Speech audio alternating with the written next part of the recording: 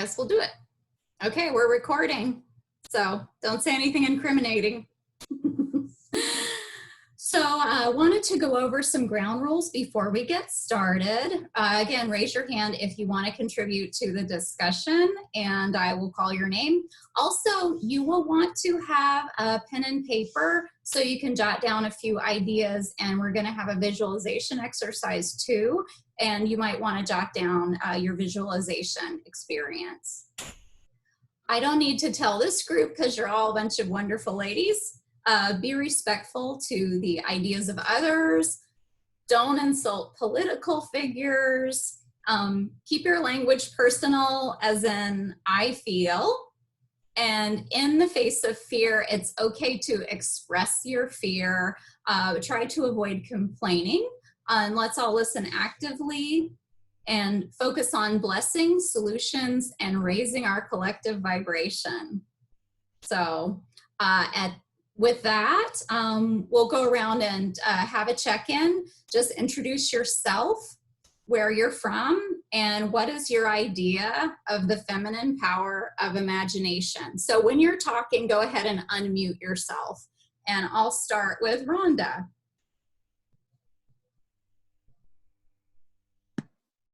Okay. Hi, everybody. Hi. I'm Rhonda, and I live in Indiana, and I'm Radiance's sister, and I'm a shaman. And my idea of the feminine power of imagination is just letting it flow. I think as women, our bodies ebb and flow. They get bigger, they get smaller. You know, you start bleeding, you stop bleeding, and none of it's in our control. And you just have to open to it and accept it, that that's the way it is. And for me, I think the divine power of imagination is the same way. It's a gift and something that just flows. So that's it. Thank you. And Dina, your turn. Hi guys, I'm Dina. I think I know all of you from Unity except for Gail. Hi Gail. Okay, so I think women and imagination has the power to create worlds, whether that be life or just through our thoughts and our positive manifesting skills and the power of conjuring up visual scenery, that we're powerful. I mean, at least I think with the law of attraction, and then on top of it, I think women are just natural manifestors, and we have the power to just see something, have an idea and go for it, or manifest it right on the spot, or with time and with faith, like I said, create worlds. So yeah, that's all. Thank you. Thank you. Gail, your turn.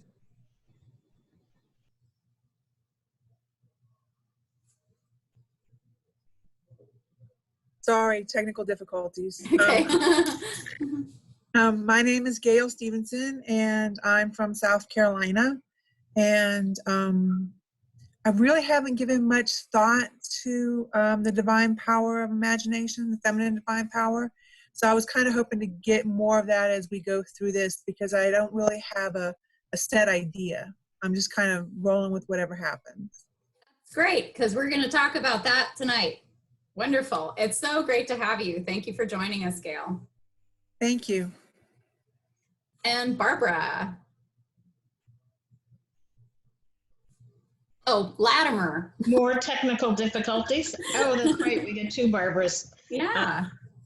Anyway, I'm local. I've been hanging around Florida for a very long time, and will continue to do so. Haven't really thought a lot about the feminine power of imagination, but for me, I think it links into creativity, and I think it's a part of the fact that we create life. We're such an important part of that, and imagination and creativity kind of go together in my mind. So yeah, absolutely. Yeah, those are my thoughts.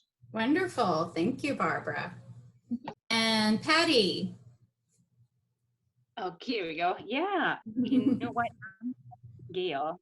in learning, but the first thing that came to my mind, I'm Patty again. I live part. In fact, I'm going back on May 15 to Illinois. But the first thing that came to my mind is resilience. We are resilient, and also we're like the water. We're fluid, and we're willing to go with it. You know, and we're learning. And although we, you know, sometimes we fail, but we get up. And so I think we're resilient, and then we become like it's more creative, more open, and that's what I. Mm-hmm. Absolutely. Wonderful. Thank you, Patty. Did everyone get the check-in question? It's introduce yourself, where you're from, and what is your idea of the feminine power of imagination? So Amalia, you're next. Can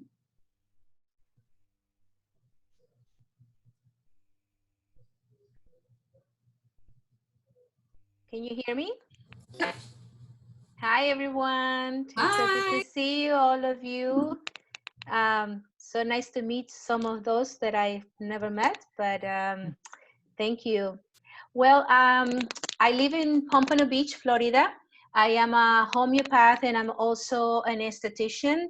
And like some of you, I don't have too many to say about the feminine of imagination, but I always think that the woman is a beautiful creation, and it's a power that we all have and that we all here for a reason.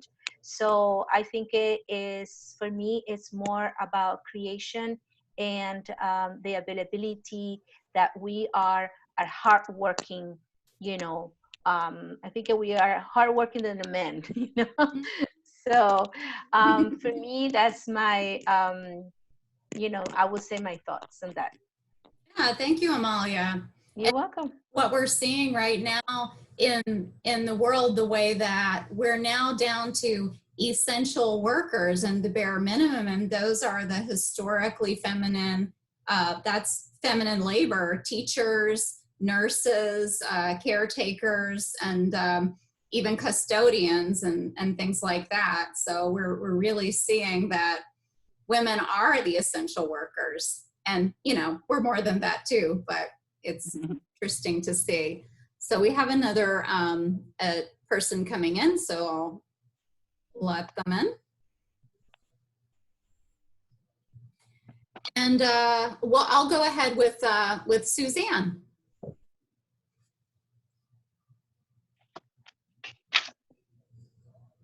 And moved up to Fort Lauderdale. So I've been in South Florida my entire life and love it. And really my definition or idea of the feminine, I like the word power, of imagination is a combination of basically what everyone has mentioned.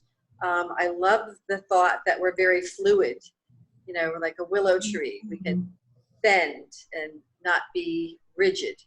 That's one of my goals in life, to accept change.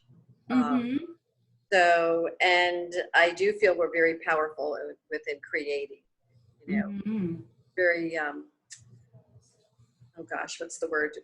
Just very committed to it. I know once I get my mind on something, I just don't let it go. So it's perseverance, I think, also. And I've learned that as I've gotten older too. Yes, that's it. Yeah, thank you for sharing. I think that the talk is really going to resonate with you because I'm going to be addressing what you just said. So thank you very much, Anne. Hi, Juliana. Nice to see you. We're just, we're going through and we're doing introductions right now. So the question or the check-in question is just introduce yourself, tell us where you're from, and what is your idea of the feminine power of imagination. So I'll give you a chance to think about it, and I'll go to Nancy right now. Nancy, oh, I just unmuted you, sorry. Okay, thank you. I jumped the gun. That's okay. I didn't realize you were going to do that for me. Okay, so I haven't thought about that concept before, feminine power of imagine. Oh, so I'm sorry. I'm Nancy Cavathis. I'm originally from Chicago, and now I live in Boca Raton. So when you say feminine power of imagination, I guess I think, well, how's that different from the masculine power of imagination? And so the only thing that came to me in terms of difference is when I think of men, they tend to be very focused, you know, on one thing at a time. And women, you know, can multitask and have more connective tissue. And so I guess I would feel like somebody mentioned the word fluid, like our imagination may be, I'm not saying it's the case, but maybe a little more fuller, or like she said, fluid, or many things at once, or our mind can go in so many different directions. Mm-hmm. You know, whereas maybe men imagine, you know, one thing and then maybe go to the next, or I don't know. But so Mm-hmm. that's all that really came to me. That's wonderful. And you're right on. We all, most of us, embody both masculine and feminine qualities, or qualities that would be categorized as masculine or feminine. There are women who, when they're in the workplace, they're in full-on masculine mode, and then they come home to care for their children and they're in feminine mode. So, and then the same is true for men, you know. So when you're talking about the fluidity, I love that. And I definitely tapped into that when I was constructing this class. But thinking about the masculine is pushing, or trying to force something, pushing something, forcing something into being, making something be the way you want it to be. And the feminine is releasing and relenting and being that fluidity and letting things happen with ease rather than pushing and forcing. So thank you for that. Great point. Okay. Hi, Beth. We're going around and doing introductions and check-ins. Just introduce yourself, say where you're from, and the check-in question is, what is your idea of the feminine power of imagination? And I'm going to go to Juliana now, and then I'll come back to you while you have a chance to think about it. So Juliana, it's all you. Hi. Yeah, my name's Juliana. I live in Bloomington, Indiana. And sorry. And as far as the feminine power of imagination, I mean, I think it's already been said. I think that it has to do with being more receptive, being more yin, being softer and yielding. If you were to look at the right and the left sides of the brain, I would say it is symbolized more so by the right side of the brain, which is more creative, you know, which is not all about reason and intelligence. It's more about intuition and feelings and emotions. Mm-hmm. So yeah, I think that's important to consider too, is how it's a much more intuitive space that relies more on wisdom than perhaps, you know, intellect or reason or facts. Yes. Wonderful. Wonderful. Thank you. Those are all great points. Thank you so much, Juliana. Thank you. And next it is Beth. Hi, Beth. Welcome. Keep muting and unmuting. Yeah, I unmuted you and then you. And I reverse. Okay. I'm Beth and I'm from North Carolina. Hi, Gail.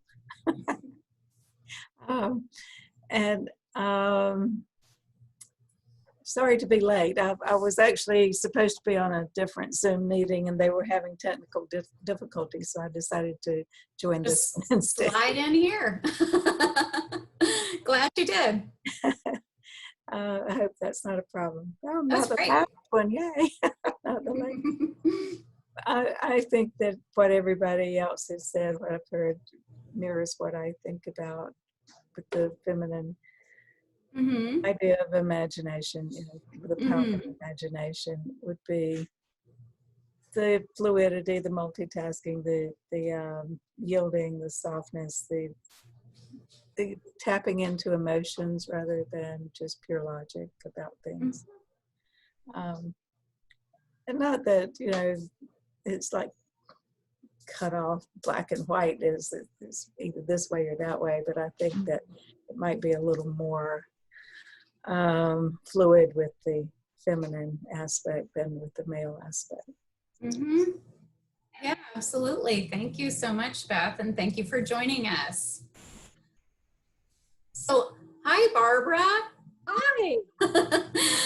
Good to see you. You too. Thank you for doing this evening for us. Wonderful. I'm glad to be doing it. It's a lot of fun. Our check-in question is just introduce yourself. Tell us where you're from and what is your idea of the feminine power of imagination? Wow. Okay, so Barbara Janetta from Toronto, snowbird in Pompano in the winter, and women, personal power for women? Is that the question? The power of imagination, the feminine power of imagination. Oh, I'm not sure. What have other ladies shared? I'm not quite. I already gave all the answers. Gave all the good answers. Now I have to say something. But the ability to create, to be fluid, to be accepting. I'll let you roll with it.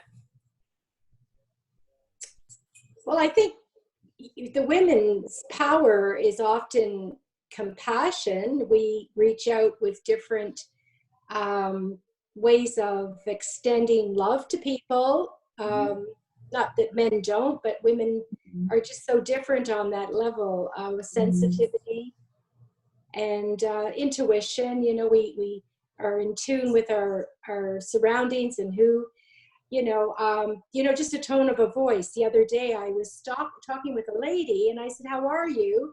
And just the way she answered, I said, "What's wrong?" And so there was something wrong. Now a man might have just skipped over that. You know, when someone says, "I'm fine," oh, that's good. But we have that, little bit of in-depth hearing that we hear in between the lines. So I don't know if that's kind of contributing to what you're asking for. Yeah, absolutely.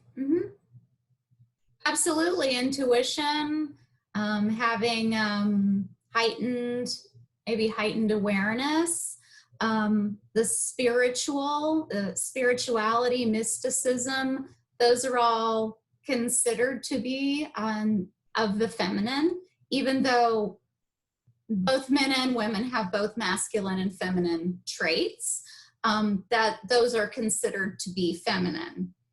So thank you, Barbara, and I'm glad you're here. Isn't this great? You can just be in Canada and still be here. This is wonderful. Thank you. Send the heat up, please. Oh, yeah, it was hot today. Okay, Mia, your turn. Hello, everybody. So I'm Mia. I live in Margate, Florida, originally from Mexico City. I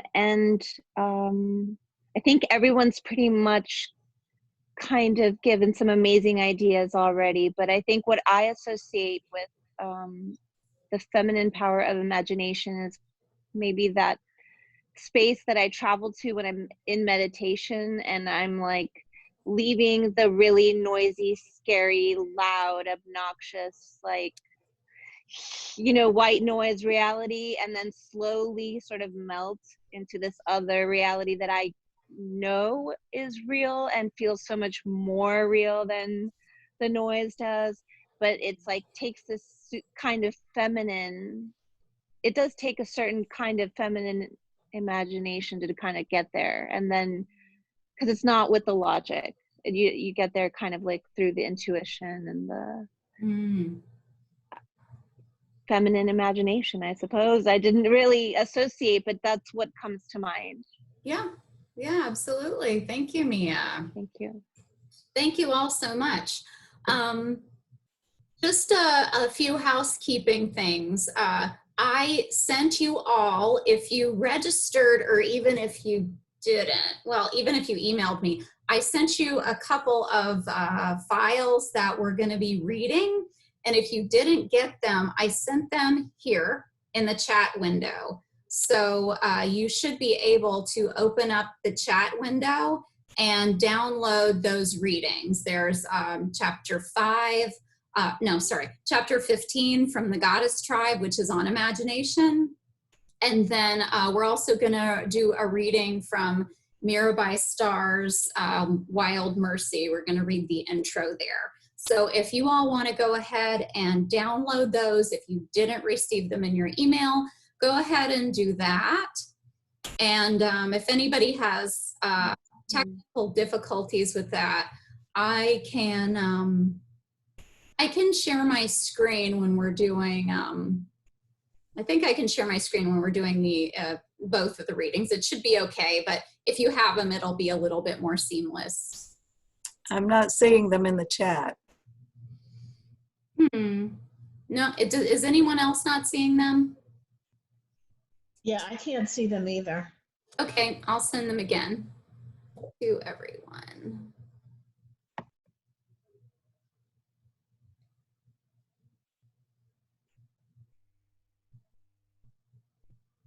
Okay, how about now?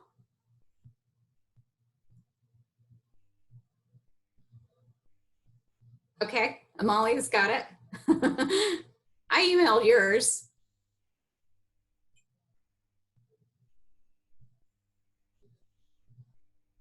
Does anyone need tech support? Radiance, I am trying to get off my phone because I can't do a chat on the phone. So I'm trying to get on the computer again, so at least I can get the chat. Well, don't worry about it. Do you want me to, when we do the reading, because I'm gonna read the one from the Goddess Tribe chapter, I can make sure that I can email it to you. But when we're reading from Mirabai Starr, I'll just put it up on my screen and do a screen share so that. Good. Okay. So are you going to be on your computer? Do you want me to admit you? Yes, because then I can see the chat. Okay.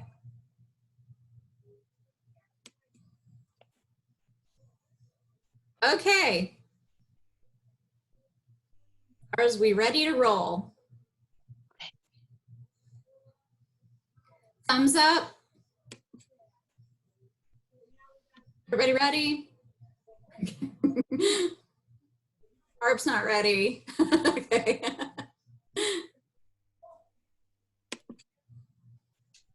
Did you email it to me?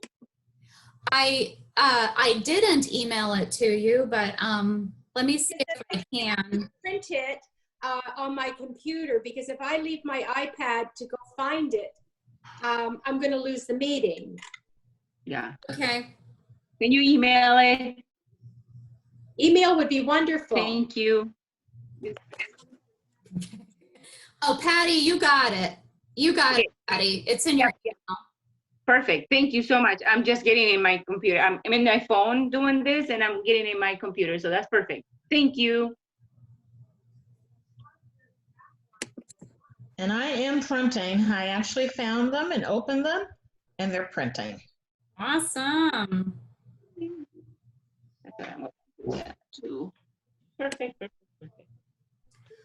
Okay. Well, let me do this then real quick. Let me just send those emails. Oh, thank you.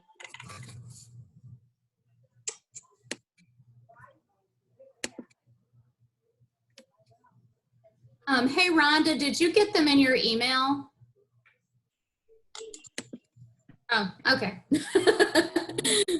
Okay. No, I didn't get an email. I got the one from you this morning, but I didn't get another one, and there's no attachments, and I also can't see the chat, but I can read it on, if you put it up on the screen, that's fine.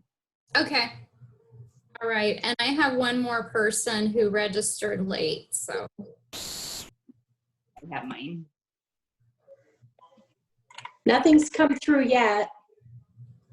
I had one person join late, so it'll be just a second. Sorry, Barb. Oh, okay. I'm sorry.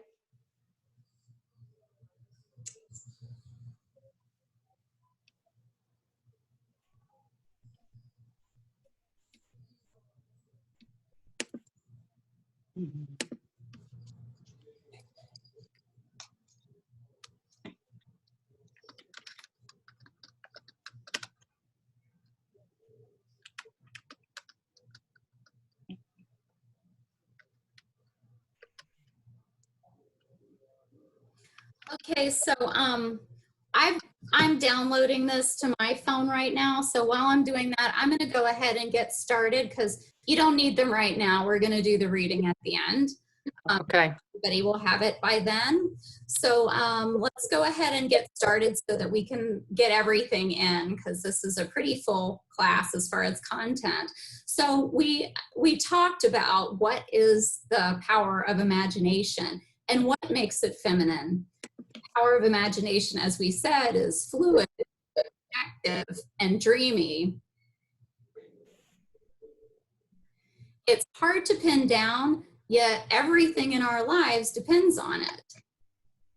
And now I would like to read an affirmation from my novel, The Goddess Tribe. And chapter 15, I will, if you haven't got it yet, you will get it before the end of this class, is on the power of imagination. I am the power of imagination. Divine Spirit dwells within me, blessing me with a boundless ability to visualize all good. With my strong faith, I open my mind to visualize the world as it should be, a world filled with peace, love, prosperity, and the birthing of divine ideas. I reject all thoughts of hate, fear, and lack, for these thoughts do not serve me, and they do not serve our world. Instead, I focus my goddess energy on all that is good. I use my imagination to see my world. Ruled by the power of love. And for this, I am grateful. Amen. I'm going to share my screen now. Sorry about that. Can everyone see the picture now? Oh, thumbs up, sorry. Thumbs up, thumbs up. So, okay. So in order to give yourself over to the power of imagination, you must be brave enough to fall in love with the possibilities. To be enamored and enraptured with your vision is to take colossal risk. Think about it. When we imagine all possibilities, we're not only opening ourselves up to boundless joy, but we're also opening ourselves up to grave disappointment. When we dare to imagine, we also dare to fail. And falling in love with possibilities is such a great love affair. Failure or perceived failure can be pure devastation. That fear of failure of the imagination, failure of the possibilities, is so great that it often stops us from imagining. And Cora Fillmore describes the power of imagination as such. Divine imagination is the chisel we wield in molding the paradise of our inner thought kingdoms. Imagination is the spark that sets creation in motion, that allows us to explore the bliss that awaits us in the realm of possibility. Imagination is, in many ways, what makes us human. We've created art, music, dance, architecture, science, and the list goes on, all with the power of imagination. So what do you think about falling in love with possibility and the risk that that brings?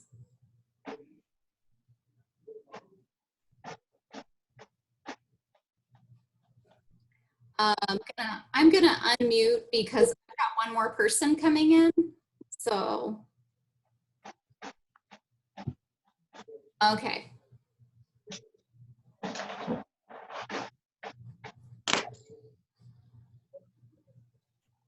Okay, so if you want to contribute to that question, what is falling in love with the possibility and what are the risks that come along with that? Just raise your hand, Dina, yes, and just unmute yourself. I want to answer the second part because of the risk. Sometimes I'll kind of stifle myself and my creativity when it comes to imagining or expectation and all that, because the risk would be that it will never manifest, or disappointment, which is kind of silly because we know that we could put our mind to it, we can create it, we can manifest it. But a lot of times that comes up for me. It's like, oh, who am I to think I should have that or want that on that level? And so then I kind of go back down to being like a not as high-minded self until I kind of snap out of it. But that comes up a lot. I think it's like, whether it's because I'm a woman and I don't deserve it supposedly, or is it because I'm just, my sights are set really high? Yeah, sometimes that would be the risk for me. Okay, Nancy. Nancy? Okay, can you say the question again? Because I have an answer, but I just want to hear it again.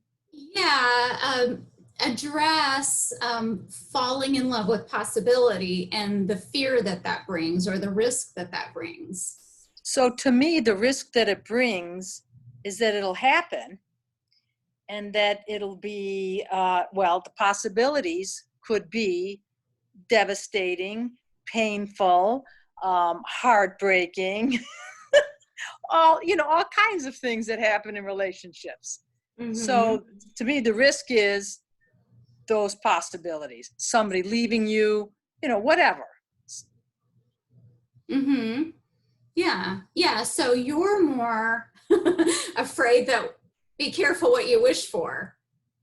Well, no, you just said risks. So to me, risks of falling in love come with possibility that it may not work out, that all these other things can happen. So it's a matter of being courageous enough to take the risk. Yeah. That it could either be wonderful or it could be a heartbreak. Yeah, having the courage to embrace possibility. It takes a lot of courage to actually embrace possibility, even though we hardly ever think of it that way. Yeah. Yeah. Okay, Rhonda.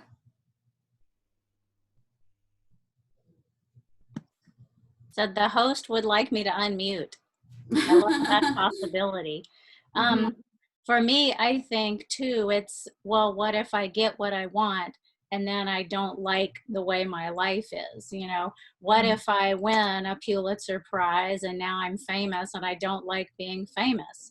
What if people want stuff from me and I don't know how to handle that? So yeah, that it's more of the, be careful, I might get what I wish for. And then, so for me, I think the big thing with falling in love with possibility is trust.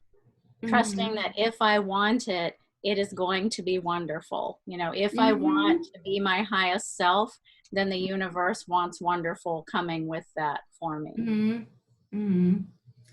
That's great. And on the other side of that coin, I kind of addressed this in my book, The Goddess Tribe, that you might think you want one thing and then you get it and it doesn't work out. And so what you think is a huge failure actually is opening doors for something much, much better.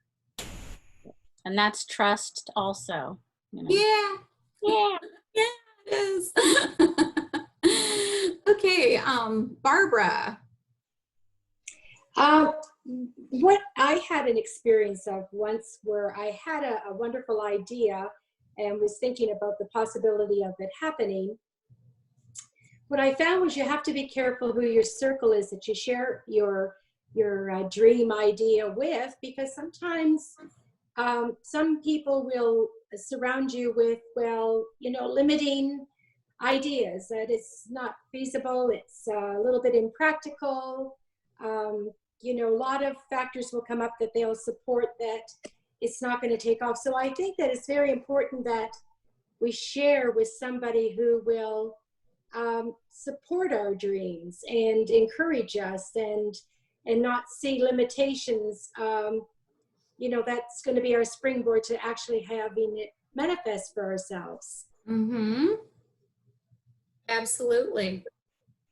Yeah, thank you. That's something else I was thinking about addressing in in a separate class. But that be mindful and discerning of who you share your dreams and your possibilities with. You wanna share your ideas that you're excited about, your ideas that you're in love with someone that you trust is going to just be supportive of you, regardless of what your idea is. So for many people, their family is not always the best place to try out new ideas, because our families are protective of us and they don't want us to fail. And they're fearful, like, oh no, if you try this, what if you fail? Well, you know what? That's okay. Failure is a part of life too. And in many cases, that's how we grow. So yeah, thank you very much, Barbara, for sharing that. Hi, Mia. It's nice to see you again. All the mosquitoes were coming out, so I had to come inside. Okay. Did you wanna chime in on falling in love with possibility and the fears or the risks that come along with that? You don't have to, no pressure. I just wanted to give you the chance. Thank you so much. I think I'm going to maybe wait on this one because I'm still chewing on some of the ideas that actually were just were great. Absolutely. It kind of took me on a different path that I was like imagining initially with the question. I like that everyone has a different perspective, but I will chime in a bit later. Yes, absolutely. Thank you.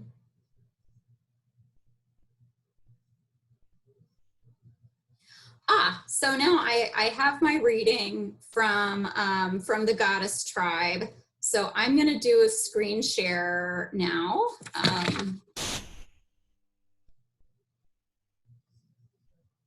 Okay, so great.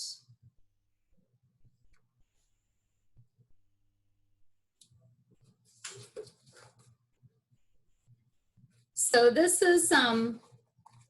is from chapter 15 in the Goddess Tribe, and it's on imagination. And again, if you didn't receive it yet, I'll make sure that you do get it. So Diana goes to her Goddess Tribe meeting, and this meeting is all about the divine power of imagination. And now Lil is going to tell us more about how we can use our goddess power of imagination to shape the world, Mamie said, nodding to Lil as she took the podium. Good morning, ladies, chimed Lil. Y'all know that I'm presenting the power of imagination, but I bet you don't know what goddess it is.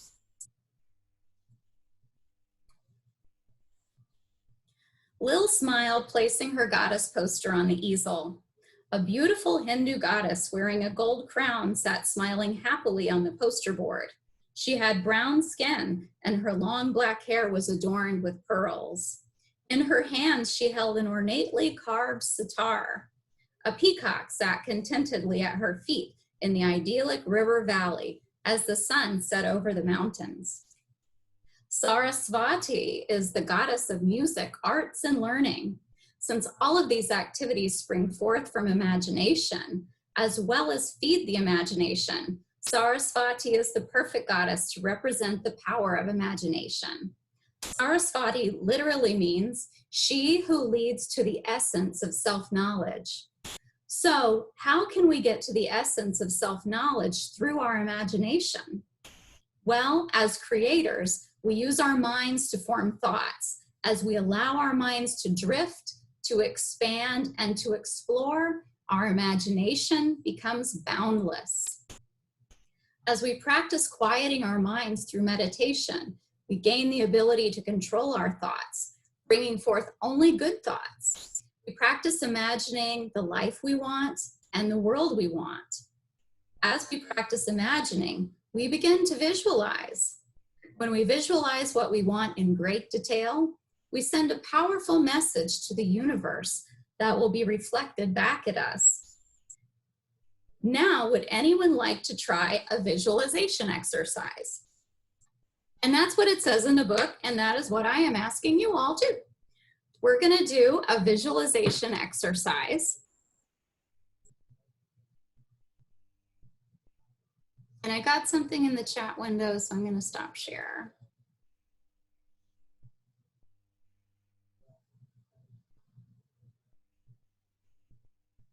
Okay.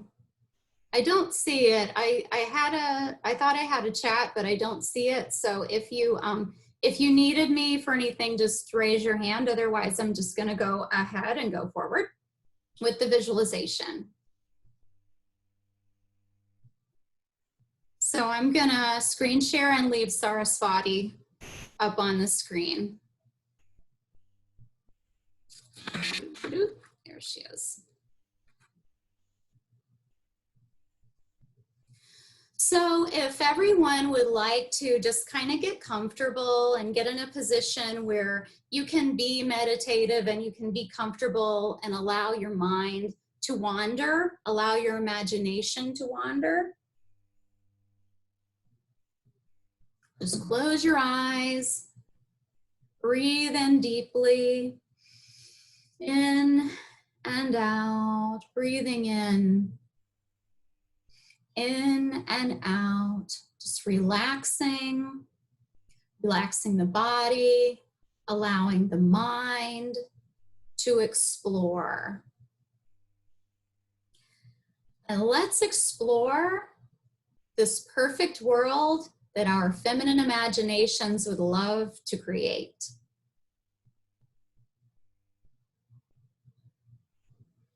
As a group, as we have gathered here, we have great power.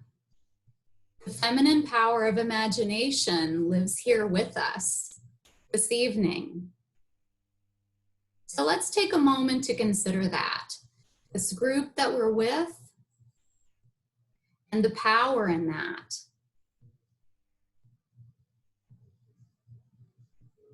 Letting our minds drift to the kind of world that we would like to create.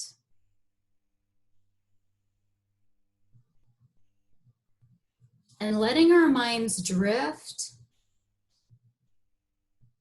to the kind of leaders that we would like to have, leading us, leading our country, and leading our world.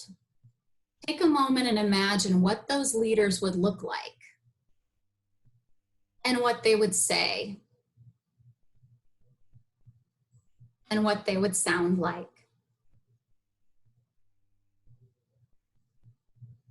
Leaders who lead with integrity, solid role models,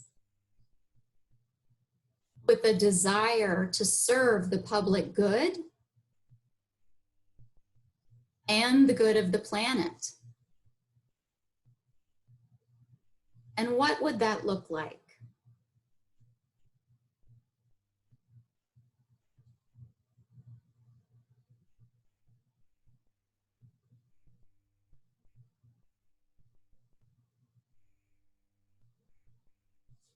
Now take a moment to imagine the planet that you want to live on.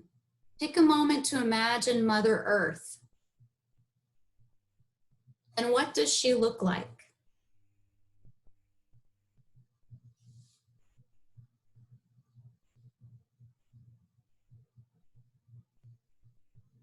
Standing in the green grass, as you look up at the sky, what does the sky in your perfect world look like?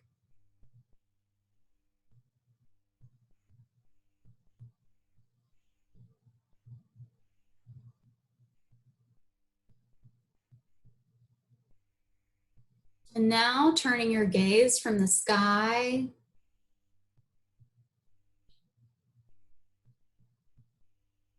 What does the forest look like?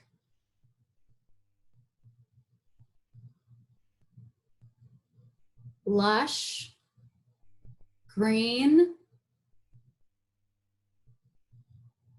teeming with the sounds of birds.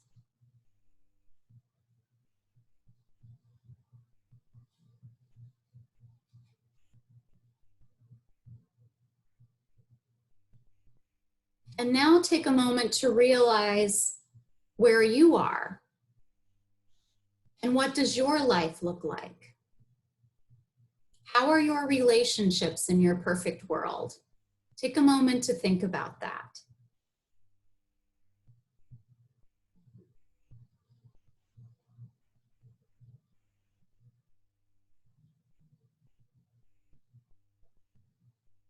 And how is your health in this perfect world? How do you feel? Do you feel energized, vibrant, and excited?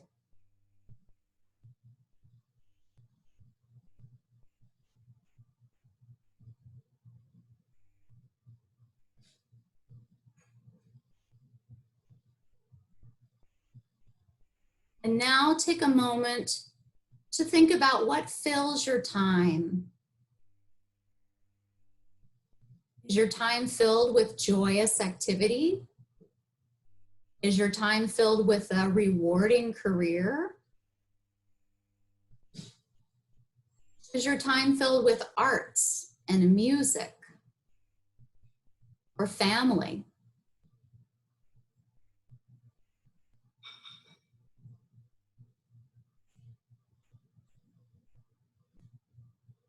And now take a moment to consider abundance. To allow yourself to embrace the possibilities of abundance.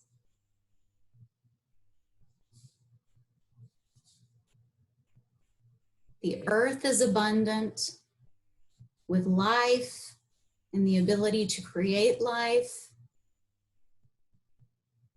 And we as creators are abundant in our ability to visualize and to create and to manifest. Let's take a moment to form that perfect world in our minds. Forming that perfect earth, that perfect world.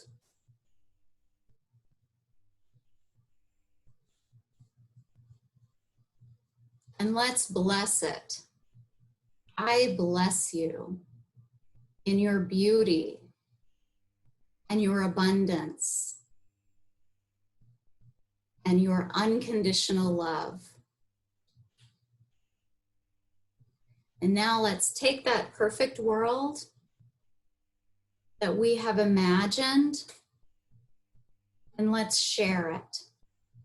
Pick it up with your hands like it's a globe and send it off to the rest of the world. And bless it.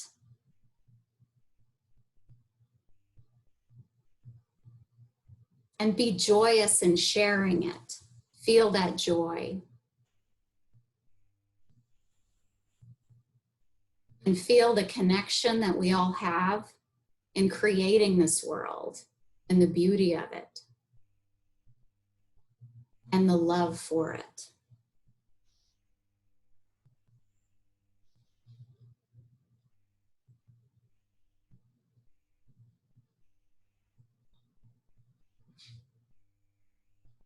And now, as we have shared our perfect world,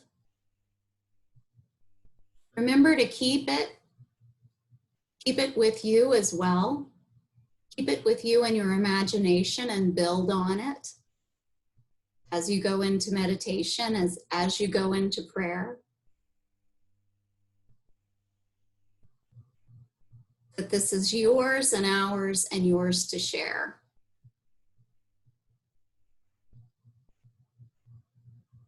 And now repeat after me as I say, and so it is. And when you feel ready, you may open your eyes.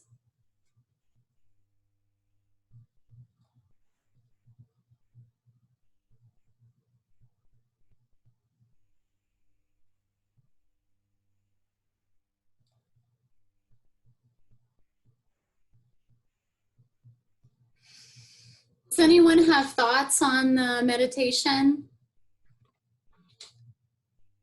You can unmute yourself. If anyone has thoughts, you can unmute yourself.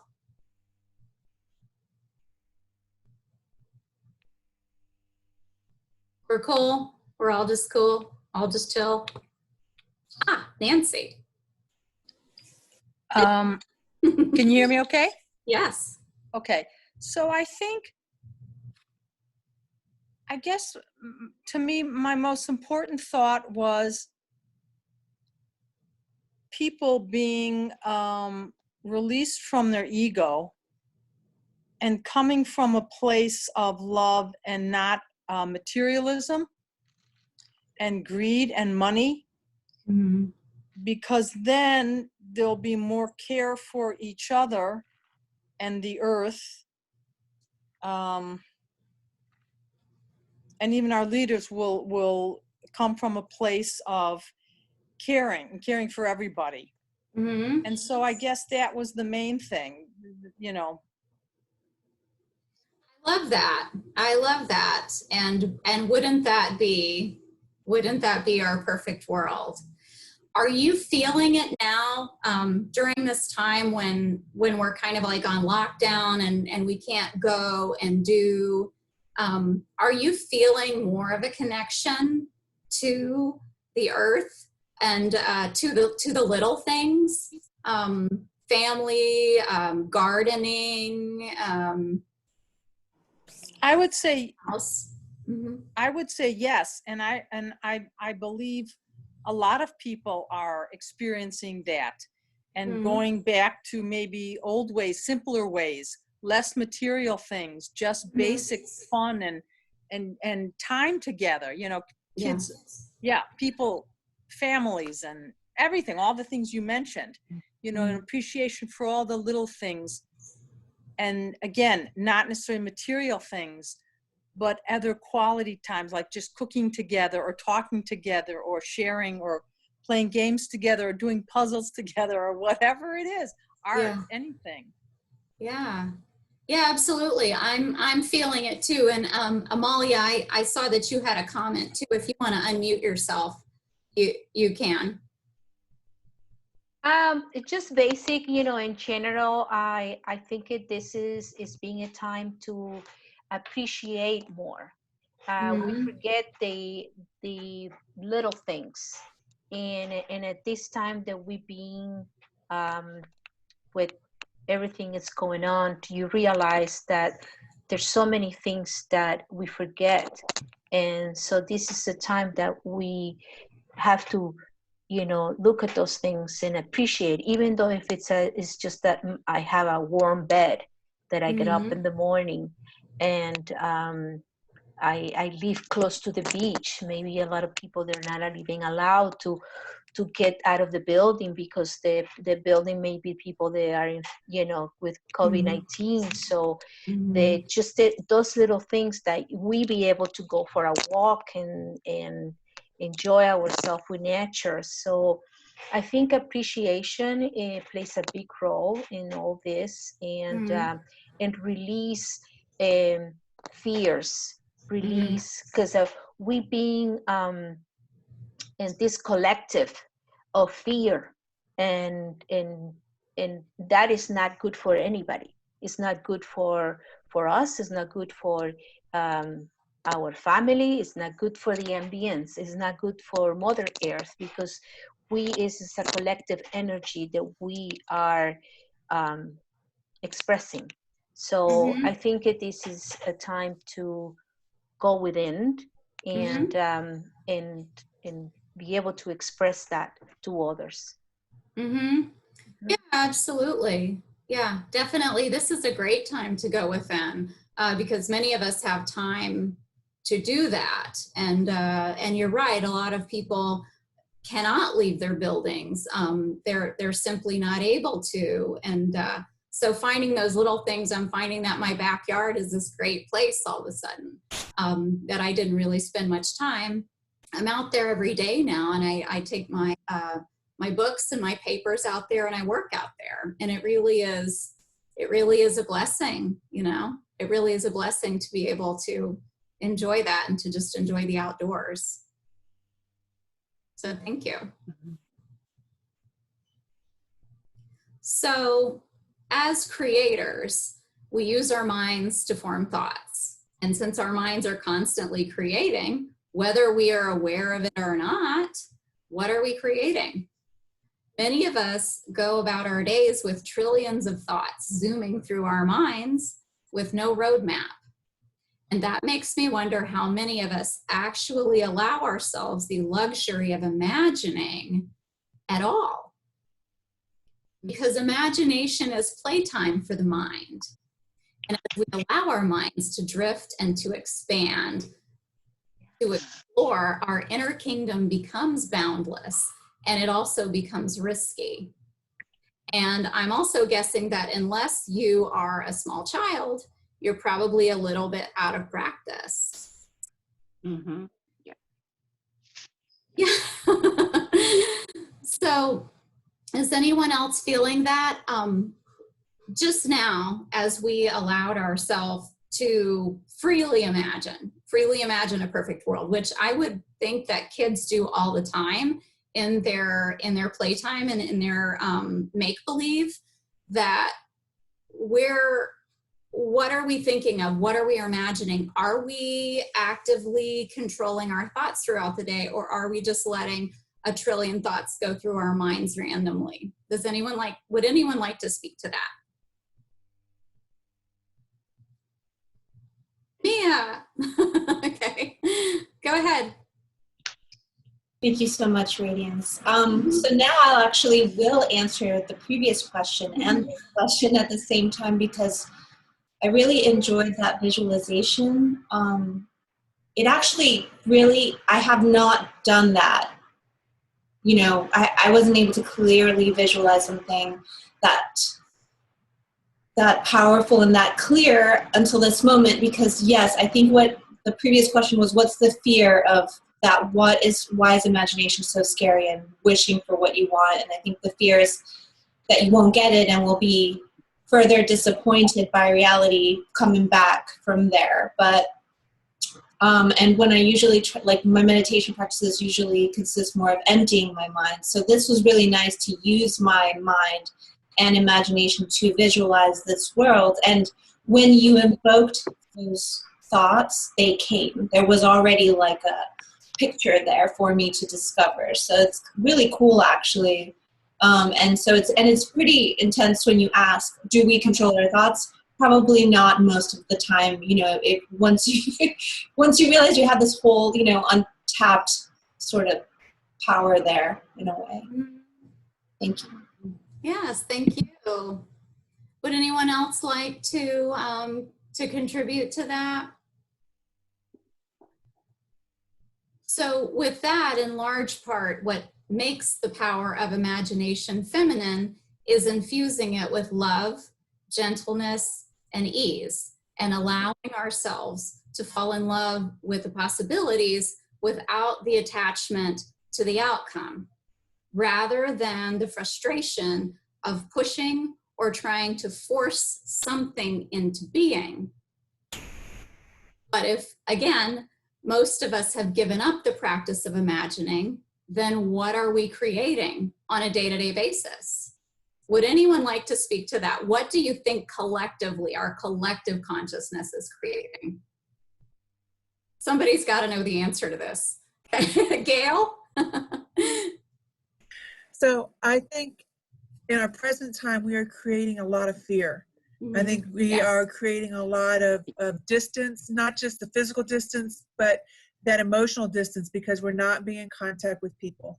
I think that we are creating a world that is going to have a lot of emotional ramifications to it.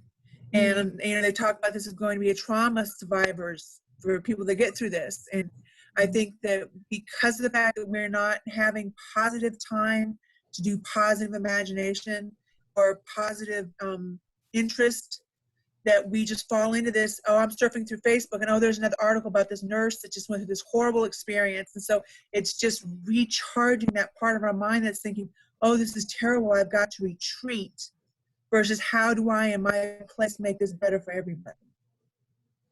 Yes, absolutely. I feel that, and I see that you feel it too. And as women, we're often very empathic in that we feel the collective consciousness. We feel it in our being, and oftentimes this fear and, you know, what's on the news and what did this politician say and what did this doctor say, that if we're consuming that type of media, it's really going to sink in with us. And so what's the solution there? Yes, Barbara. I have found that I have to give myself almost like a lot of time out in terms of not watching the news, not reading about the news, just sort of not even so much watching the TV, because I want my world to be a little more sane and a little more peaceful. It's just not peaceful when I'm being bombarded constantly.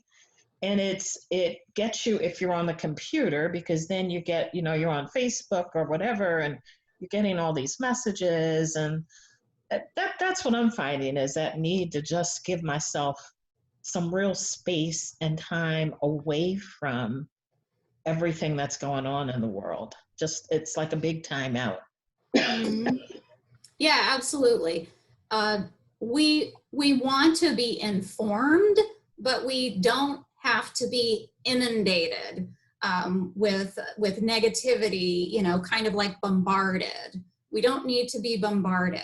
So what you said about taking time out and not watching the news and not exposing yourself to that is the best strategy, because really we don't need it. You know, once a day, if you want to check in on the news, check in on it, and then that's enough. Let it go. And many of us are finding that this time when, you know, we're not in the hustle and bustle and we're not in the go, go, go, you can turn it off. You can turn off your phone and you can, you know, just rest or meditate or read a good book.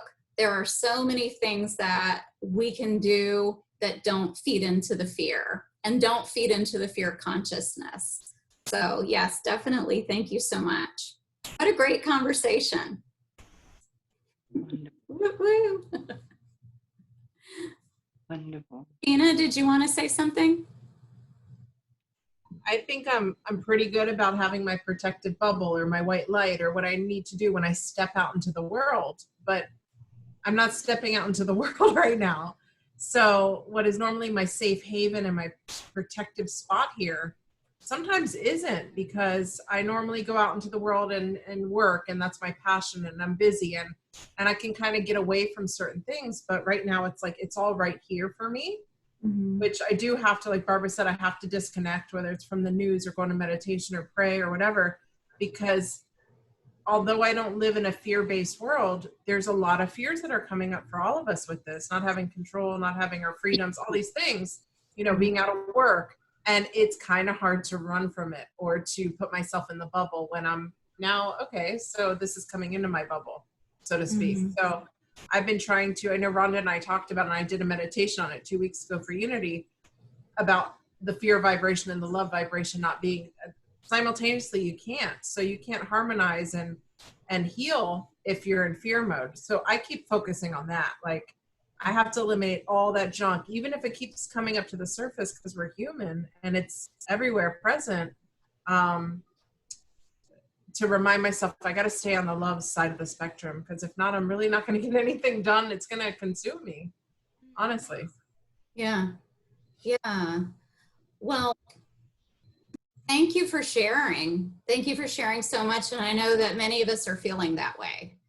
And what day is it? Wednesday? So I call it Blur's Day. Yeah, I think it's Blur's Day. I think it was last weekend. It was all starting to really weigh on me, and I thought I was gonna lose my mind. I just was really feeling it. you know, and it kind of comes in waves where, you know, everything is cool. And then, you know, you read about the latest fear story in the news, because it's like one after the other. Okay, what can we scare you with today? And yeah, just turning that off, and again, tuning into good books, writing. I've been cooking a lot, eating, but yeah, just turning that off and tuning out of the news. And so I wanted to address something else on that note, and I doubt that anyone here is doing this, but getting into arguments on social media. Anybody? Okay, if you're not, that's great, and I'm not either. I stopped doing that, and the reason why I stopped doing it is because I went to see Marianne Williamson at Sister Giant 2017 in Washington, D.C., and it was a wonderful, life-changing experience. It was so great.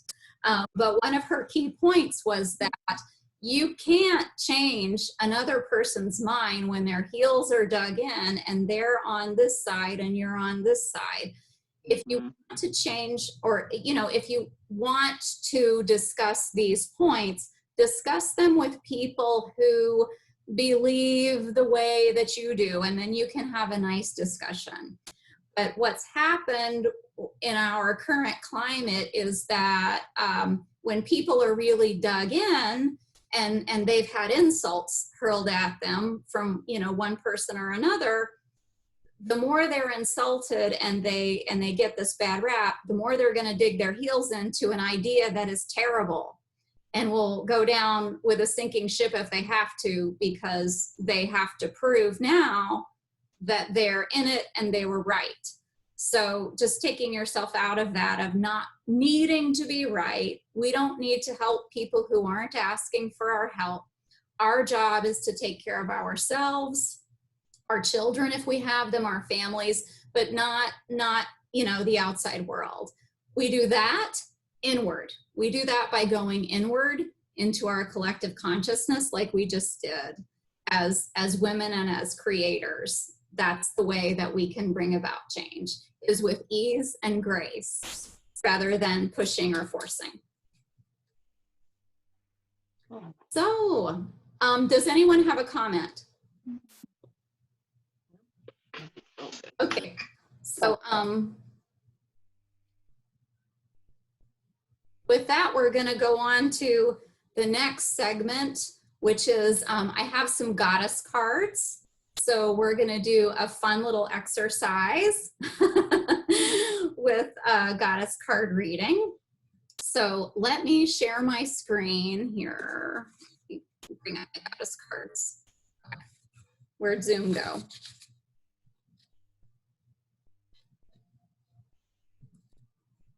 I've lost my Zoom. Here you are. Okay. And I wanted to share my screen. Okay, here we go.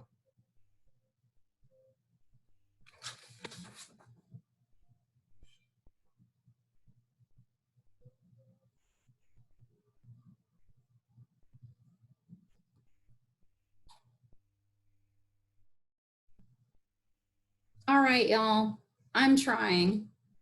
Here we go. We'll just go with it this way because this is what I can do. Is it gonna let me go from current slide? Yes, it is. Okay, so my goddesses, meditate on this and pick a number, 1, 2, or 3.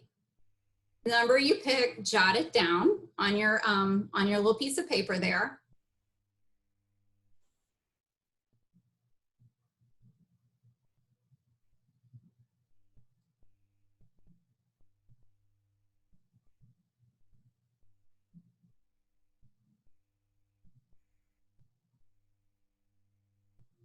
Okay, is everybody ready? Just, yeah, thumbs up. Everybody's ready. Got their goddess going. Okay.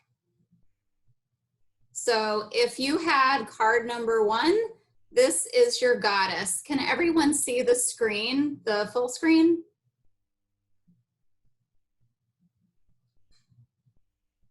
Okay. So would anyone like to read this message from Morrigan, Death and Magic? Anyone want to read? I don't know if they're saying they want to read or not. Okay. I'll read. Okay, great. Okay. Empowerment message. Consider your life a magical gift and your experience of it a beautiful opportunity to leave the world a better place. You give that gift back when death comes and end your time on this plane. Experiences, relationships, projects, and even long cherished dreams are all subject to the natural laws of death and the magic of the Celtic goddess Morrigan. Is that how you pronounce Morrigan to make it sound more fancy, but it could be Morgan. Morrigan. Now is the time for you to let certain parts of your life die and recognize this process as something to celebrate as well as to mourn. Let go with love and gratitude. Leave your fears behind. For in death, there is a great magic, as nothing can ever be truly destroyed. From the ashes of the old, a new life and new dreams will come to be. Face this time of dying and death with love and courage. Be willing to be empty. Soon the goddess Morrigan will fill you up with magic, and a new world will be born for you. Sorry, I have to move this out of the way. This is her gift to you, for you, when you surrender your resistance and allow things to be as they are. And the alignment message says, magic is everywhere and in all aspects of life, including death, dying, decay, and what is dark and hidden deep within our very natures. Yet in our modern culture, we spend so much time in denial, concocting ways to avoid death, refusing to allow nature to be true. We've lost so much wisdom as a result. You're being invited to address the areas of your life that no longer serve and that need to die, without a promise of what will take its place. Do you need to walk away from someone, a way of behaving or thinking? Like the caterpillar, who has no idea how to be a butterfly, you must surrender to the process of metamorphosis. You must make room for the miracle while at the same time not demanding certainty. The magical death goddess, Morrigan, offers you the alignment task of self-inquiry. What death are you resisting right now? What darkness do you need to bring to awareness? How has fear ruled your choices? Who could you be if you had the courage to look at life on life's terms? Your magic is so much stronger than you think. You can do this. Your dreams depend on it. Morrigan will be with you every step of the way. And so Thank you, Dina. Did anyone pick number 1? I did. So no number 1 pickers. I think that is really great, because oftentimes in our lives, something really good can come out of some kind of a destructive force or the dying of something else. Maybe not literally, but you know, the change, as we've been saying, that life is all about change, and kind of like a phoenix rising from the ashes. So thank you, Dina. And our number 2s is Spider Woman. And do we have any volunteers? If okay, so I'll read Spider Woman. She's so cool, isn't she? Did anybody pick number 2? Oh, yeah. Isn't that a great picture? So Spider Woman, from the rich red earth, the Navajo goddess, Spider Woman, rises up to help you weave your dreams into the fabric of reality. She is here to remind you that your vision of the form of your desire is not as important as its essence. Water. Knowing why you want to create something. What motivates you? What inspires you and what beauty you're dreaming to bring to life is key at this time. The collective dream is being manifested by the co-creative relationship between your imagination and the universe.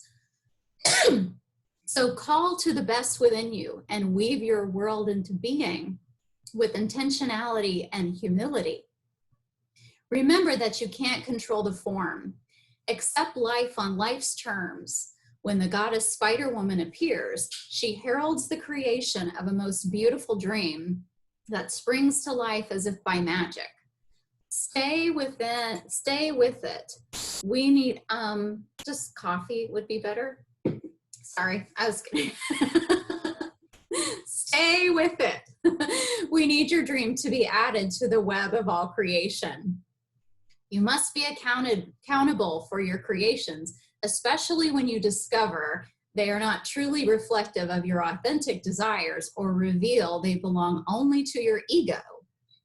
It's not enough to turn your back and hope they will go away. If you've hurt someone else, you must repair the break. If you've manifested something you're not prepared to commit to, be humble and release it. The form is rarely the same as you imagine, and you can always begin again by calling on Spider-Woman's powers of wisdom and co-creation for help. Sometimes you might get caught up in the strands of the web itself, only following the one you think is sparkly and matches your wants.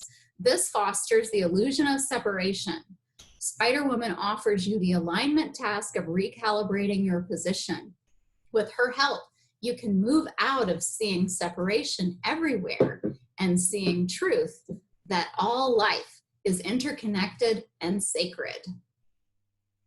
So that is cool. Does anyone have a comment on Spider-Woman? Okay, so we'll go on to number 3. And does anyone want to read Saraswati? Okay, Barbara. Empowerment message. Am I muted? I'm not. Okay. I got you. You're good. Mastery is a genuine sense of effortless knowledge after a period of dedicated immersion. The Hindu goddess Saraswati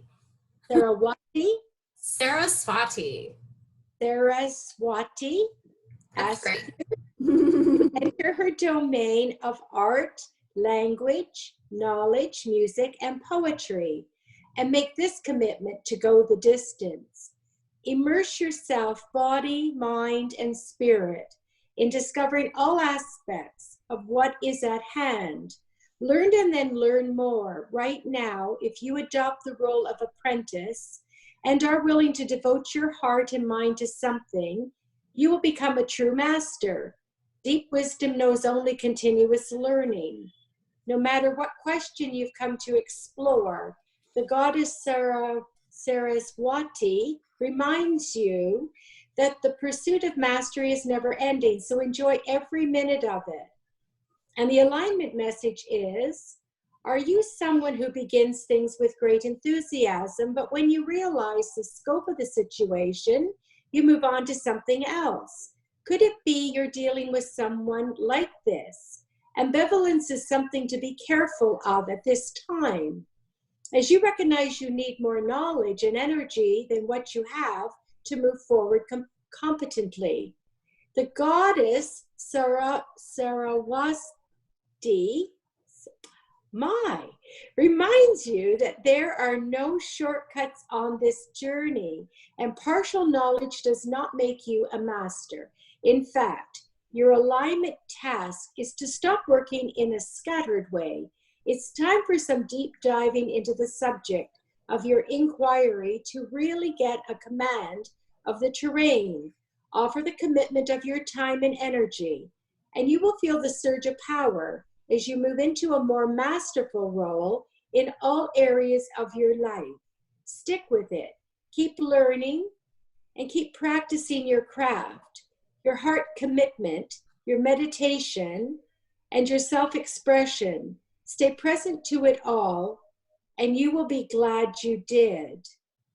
You know, may I say something? Absolutely. This made me think of this time we're in. I feel sometimes a little scattered in my activities, like a butterfly, you know, you light and you do one thing and then you kind of flit over to something else. It's not like when you go to your job and you have set tasks and a discipline to the day. We're just left to do whatever. And sometimes it gets like at the end of the day, like, what in the world did I do today? And what day is it? Oh, that's true. So I like this, that, you know, sometimes this message was very good. This is the one I chose. And I think that I like that word scattered. I think it's time to pull in and focus more on what am I really inspired to fulfill myself with, and focus on and letting that blossom in my day and focus on doing more of that. Yeah, absolutely. I feel that too, very much. I have been, in my life, I have been kind of all over the place, and using the fact that someone else might need my help as a distraction from the business that I need to be doing. And since really for me, it's kind of been the opposite since we've been in this kind of like lockdown. I have forced myself to work on what is mine to do and to focus in. And it's really been good, and it's been a joy. And actually this class is a result of it. Yay. Okay. So does anyone else want to comment on the goddess cards?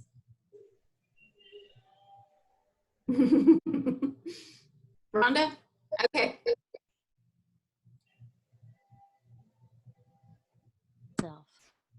Hello?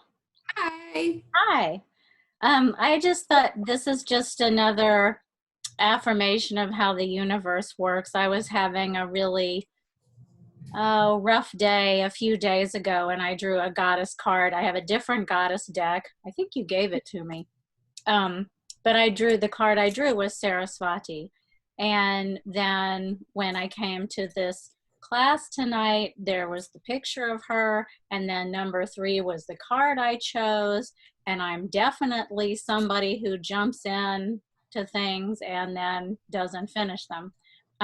So yeah, it's just a really great reminder to think about where I want to put my energy and what really makes my heart sing. So thank you. Patty, did you want to say anything?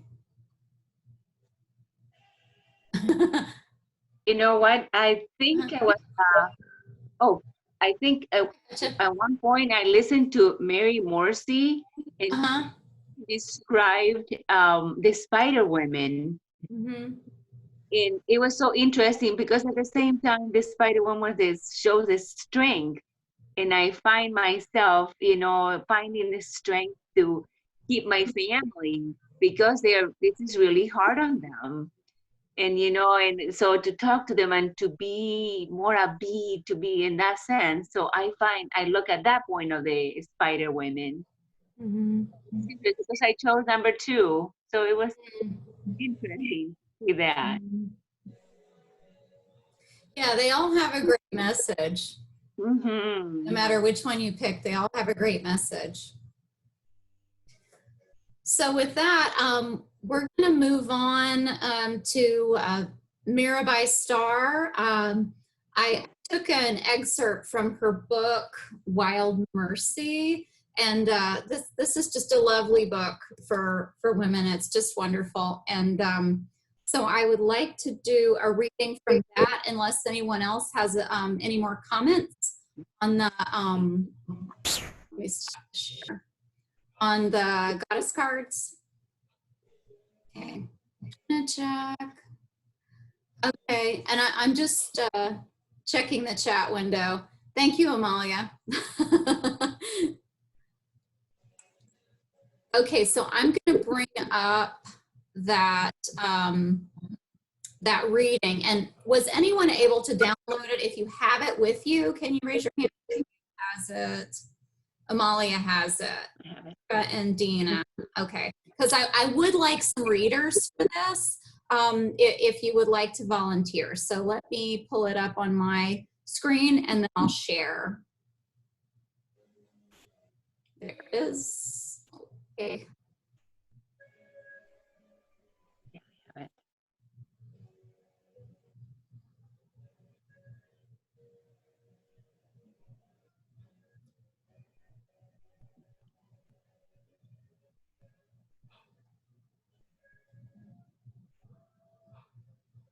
Okay, can everyone see that? I know it's a portion I'm gonna have to scroll. Yeah. But I'll go ahead and start it off, and then if I could have some additional readers, that would be great. There's a secret fiesta going on in a wildwood, and you are invited. This party has been unfolding for millennia. Its hosts are women mystics from all branches of the soul family: Hinduism, Buddhism, Taoism, Judaism, Christianity, Islam, and every indigenous wisdom way. Its guests include anyone whose heart has ever yearned for union with the beloved and the alleviation of suffering for all sentient beings, which means you. Would anyone like to take over the reading? Barbara. Okay, I'm unmuting you. Paragraph 2. The gathering is secret simply because historically, for wise women to gather openly has been to risk death. It's not that they have been afraid to die, but rather they have known in every muscle fiber that they must protect themselves because their knowledge is needed. And so they have gone about in disguise, sprinkling party invitations in the public square, waiting to receive us when we come.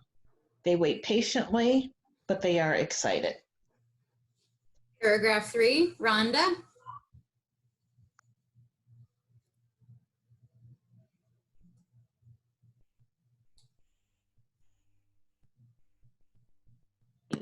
Oh, okay. Can you hear me? I can hear you. Well, good.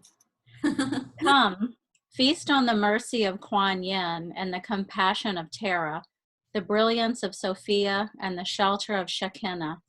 Break the bread of courageous prophet Mother Mary and dip it in the spicy oils of holy daughter Fatima. Drink yourself into a swoon with the songs of the ecstatic Bhakti poet Mirabai, and then sober up with the rigorous brilliance of Saint Teresa of Avila. Dance your ass off with the fierce goddess Kali and her majestic sister Durga. Roll down into the boundless valley of the Tao. Take refuge in the jewels of the Buddha as woman, in the Dharma as taught by women, and the Sangha that gathers together a circle of wild and welcoming women. Any more readers? Patty? Yep. Okay, so just start with you don't have to be female. Yep, I have it. You don't have to be female yourself to walk through this gate. Men are welcome here. You just don't get to boss us around or grab our breasts or solve our problems. You may sample our cooking and wash it down with champagne. You may ask to dance, and you may not pout if we decline.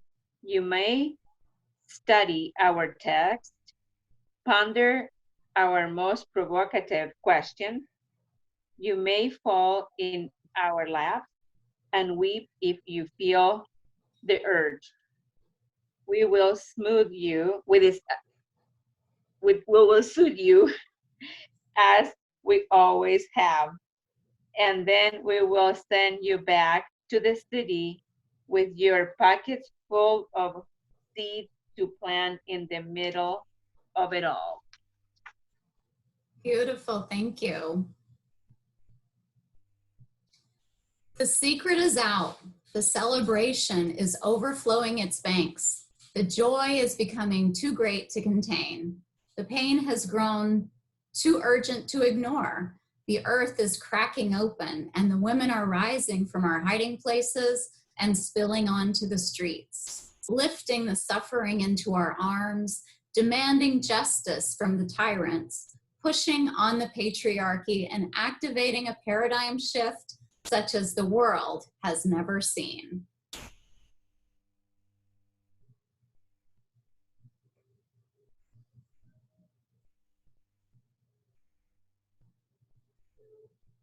Any thoughts? I unmuted everyone just now. So if you have it on speaker view, you might want to put it on gallery view, since I just took the mute button off.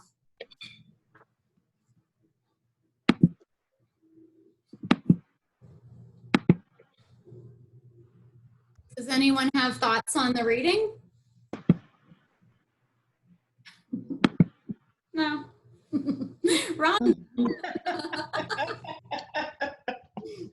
That's all right. I think that she's right. The women are coming, and it's about time. And if you look around the world and see the countries that are now headed up by women in leadership roles, women as prime ministers and presidents and whatever, they're the countries that are doing the best right now in this time of difficulty. And so I think that there's a huge energetic shift that is happening, and women are stepping up, and it's wonderful. So yay. I think she's right. I'm glad that I'm here to see it.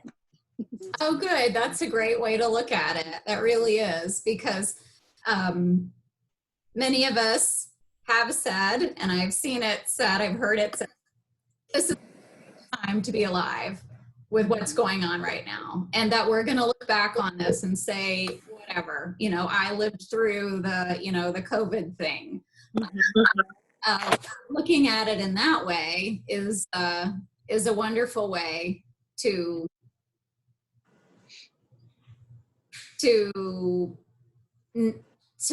put a positive, not a spin on it, because this is really happening, but to see the positive in it. And yeah, I definitely agree with you. Yes, Dina. What Rhonda said reminded me of something. I forgot the woman's name who started the Time's Up movement, but she was on one of those tragic R. Kelly specials, and she said something along the lines that it's not that now we're speaking up. It's not like now we have the power to speak up about the injustices that have happened to women. She said now the world is at a vibration where they're tuned into our frequency and they can actually hear us now. And that really moved me, because I do believe that's true. I do believe the Me Too movement came at a time where people are starting, especially men too, to tune into that frequency and see like, oh, this is something that is going on. And then as more people heard, I mean, because women have been crying out for a very long time, but they started to be recognized and men started being held accountable. It opened up this like frequency to allow a lot of people to be in tune with what's really going on with that. And so I thought that was so powerful. Yeah, that is really powerful, and that resonates, you know, it really does, because it isn't just, it's not just women who are feeling this way and who are speaking up.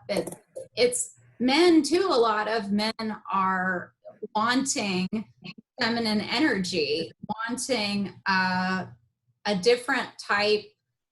We're in this hyper masculine world where, you know, it's like competition and being the best and being on top and being number one and knocking your opponent down, and, you know, war and, you know, take care of yourself. We're not going to take care of you. That's all hyper masculine. It's not healthy masculinity, healthy masculine traits are things like strength, a protector, integrity, wise leader. those are masculine traits too, but they're very healthy masculine traits. And so having those traits paired with the feminine traits, that's what we need. We need balance. And we're way out of balance right now. So that's where we're headed, to balance. Yes, Barbara Latimer. Yeah, I almost feel it as a polarization that's kind of happening right now, as the pendulum has swung more towards the feminine, that masculine, the sort of negative masculine, I'm going to call it, has pulled even harder. So we're kind of at like a big pendulum. Yeah. But there is a shift. I really do believe there's a shift that's going on that will ultimately be beneficial for everybody, because it will just bring a lot better balance to what we do and how we live and how the world lives. I do think it's a global, it's not US or anything, it's global dynamic. Yeah. Yeah, very well said. And I agree with you there that we are on this, this pendulum kind of, and then kind of relating to what I was saying earlier, that when you get an extreme, or you get two extremes, that, something's got to give. And that's what's going to happen.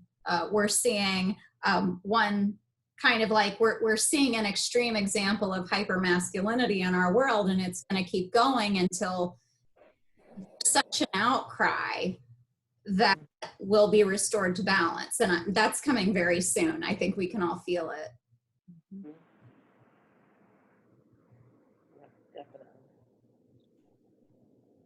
So does anyone else have any thoughts? Nobody has thoughts? Rhonda has thoughts. I have another thought. I think what Dina was saying about the consciousness raising and the vibration, I think it's also social media has been huge, because now we know what's going on with women all around the world. And now it's not women in Lithuania or women in Atlanta or women in Somalia. It's all of the women are saying, you know what, we're tired of this. And so that, I think, has been huge. Yep. The connection that's possible now. Yeah, right. And that's a positive aspect of social media. And there are a lot of positives to it, honestly. There are positives, there are a lot of negatives too, in that we can see without a question what our collective consciousness is. We can just look at Facebook and see what our collective consciousness is bringing about. But then we can also see where we need to work on and what we need to change. Just like when we did the visualization as a group of women, that's powerful.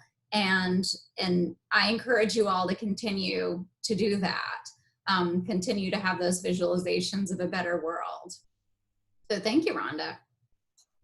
You're welcome. Yes. Absolutely. Well, if anyone has any additional thoughts, if you want to chime in, you're welcome to. Yes, Amalia. Well, I love the third paragraph of the Mirabai Stars, where it says, "Come to feast of the mercy of Kuan Yin and the compassion of Tara." I feel that we all one of these great deities, and this is how we should be on a daily basis. So this is how we should project that beautiful female, goddess that is with us. And I know it's kind of hard sometimes because of all the things that we're going through, but I feel identified with all of them. So thank you. Thank you. Yes, thank you for putting all this beautiful thing together. Yes, absolutely. And thoughts on the class. Would anyone like to give me some feedback on the class while we're still here? I personally really enjoyed it. It was so enlightening, and at the same time, it taught me be positive. give that to the world, give the beauty of it, give the beauty because that will be extend. So if we can all do that, we'll do more of that, and then we'll counteract with the negative. So thank you. I think the studying, everything was just so well done. Thank you. Thank you. Thank you, Patty. Thank you for coming. It's really been a joy for me as well. Putting this together has been a joy, and it's been a great reminder and also very enlightening too. Yes, Nancy. I like a few things. I like the meditation. I like the idea, what we focus on expands. So just taking the time to think about, okay, what is the world that I want to see, and continue to focus on that. And just some of the things, the discussion making me think in a different way or about different ideas. I like that. Mm-hmm. So thank you. Thank you. Yes, Suzanne. I thoroughly enjoyed every single minute. I feel lifted up and much more positive now. And I can't thank you enough. This has been wonderful. Well, thank you. I'm so glad that you were able to come, Suzanne. Me too. Great to see you. Thank you. Same here.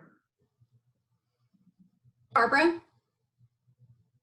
I feel energized by it all. It's really the word that captures it for me. I really enjoyed the meditation and just putting some thought to the perfect world. I really like that. And the last part, this for me was very energetic around that sort of feminine energy and where it is and sort of the wildness and the beauty and the just there. I really enjoyed the whole experience, Radiance. Thank you. Well, I'm so glad you could join us. Yes, Dina. Well, I love you, and anything you do, I support. But this was definitely beautiful and perfect timing. And something I wrote down while we were all talking earlier that applies to all of us, that we are a creative force of nature and nurture. And I feel that, and I love how we can be powerful in our softness. And we can be powerful as women in our compassion and all those things that men, not all men, try to hide away or shy away from. I love how we can embrace those qualities and also be powerful in it. So thank you. Thank you.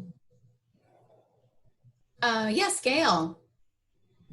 So I really appreciate you doing this and offering it for free. I really appreciate you doing that for us. I struggled in the beginning because it was a little more cerebral than I was being able to handle. But then it became almost more visceral as we got into it and we got into the meditation and the cards. I felt like I could participate more in my brain. Before, in the beginning, I felt a little bit like these grand questions I don't have any answers for. So I really appreciate you doing it, and I really appreciate you working us through the steps so that I didn't feel lost the whole way. Oh, absolutely. I'm so glad you were able to join us, Gail. Come back again. I'm gonna keep doing this. I'm gonna keep having these classes. Thank you. Thank you. Yes, Mia. Thank you so much, Radiance. I'm also a huge fan of you. I'm a fan of you. I think you're an amazing leader. I think it's like a very specific talent to be able to lead a group and have a wonderful pace. And I love that, you are just like this strong, powerful, communicator and leader and goddess. And at the same time, you have the courage to share your humanness and your authenticity and the light and the dark. It's so real, and it's so, today it was definitely a godsend for me. It was perfect timing, and I feel 100 times better than I did before the workshop, and I just want to thank you so much. I'm so glad you joined us. Thank you so much. Thank you. Yes, Rhonda. I'm a fan of you too. I'm a fan of you. So for me, this is so much more than a class. It's like a resurrection of the wise woman's counsel. So it's you guiding a group of women. I'm going to start to cry. Do it. Get in there. But you guiding a group of women through something that we've lost, you know, like in the Mirabai reading, that it was not safe for women to gather. And not only was it not safe, it was nearly impossible. If you think back to just our grandmother's time, she was raising 5 children on 100 acres with, you know, an outhouse and no anything. She had no free time. She couldn't go talk to other women. And so you're resurrecting a much needed and long lost tradition. And so for me, it's just beautiful and healing to be a part of this. And with all of you amazing women, and the ones I've met in person and the ones I have yet to meet, you know, thank you for being here. And when you were doing the guided meditation and you said, what do your leaders look like? Well, guess who popped up? You did. No political insults. Oh, okay. Me. No, you popped up. Okay. Just can't you see her sitting there in her chair giving an address, the State of the Union or State of Florida or something? So, yeah. Who's wearing this? Can you see what I'm wearing? Yeah. Oh, well, yeah, thank you. Thank you. And thank you all for joining me tonight. I'm going to keep doing this. I think we can dig deeper into imagination, and there were actually several people who texted me midway through the class telling me that they tried to get in, but they couldn't, and that's because it was like 7:30. So I will continue with this, probably with imagination though, because I think we can continue with it. So if you all are interested, I'll be sending out more emails to let you know when the next one will be. And let's end in prayer. So it's like join hands.